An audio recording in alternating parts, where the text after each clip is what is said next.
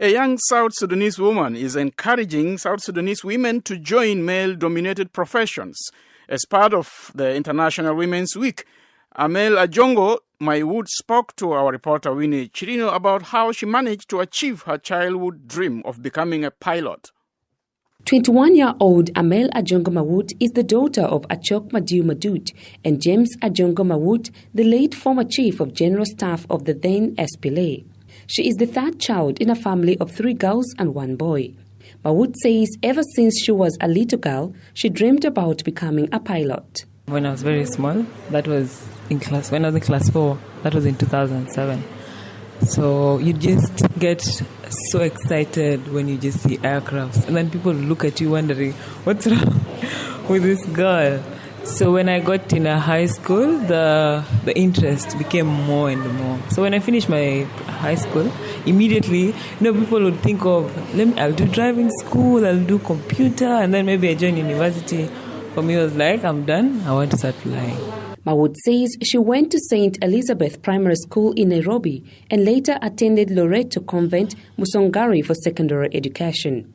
After high school, she joined the Kenya School of Flying in Nairobi in 2016 and graduated in July last year. She says when she first told her parents she planned to become a pilot, they were happy and eager to support her decision. But she says her mother worried about her daughter flying planes, especially after she heard about a plane crash or a plane gone missing. Mawut says in training, students undergo an assessment in which an instructor flies with them for 3 hours, which is intended to acquaint students with the aviation industry and familiarize them with the aircraft. After the assessment, she says students sit for exams and must pass with at least a 70% score in theory courses such as navigation, map reading, principles of flights, operations, and metrology. Finally, Mawut says there comes the day when students are told to fly solo. You look at the seat days and no one, it's just you and you alone. So you have to be careful. You do about 6 hours solo, like just getting the confidence of flying alone.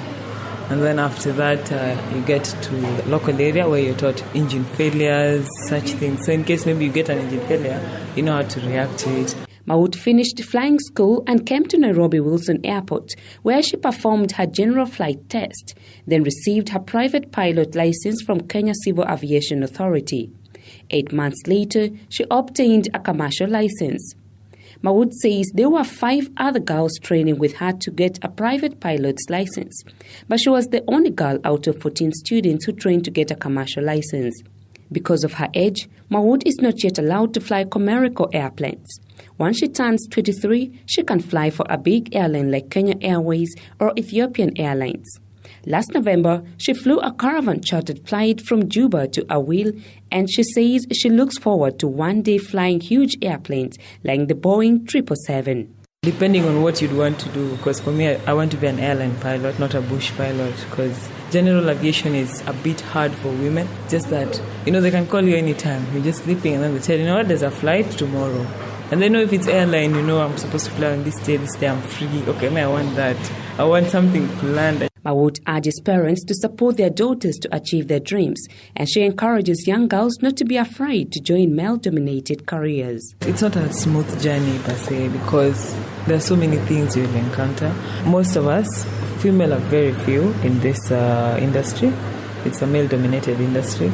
So people always talk, but then don't listen to them, just do your thing. Mawut says she is making arrangements with an aviation company in South Sudan so she can train with them for some time to get familiar with the country's geography before she starts flying for a commercial airline. At the moment, Mawut is co-founder and vice president of South Sudan Sisterhood, a national organization supporting young girls with sanitary towels to help them stay in school. For VOA News, I am Winnie Chirino in Juba.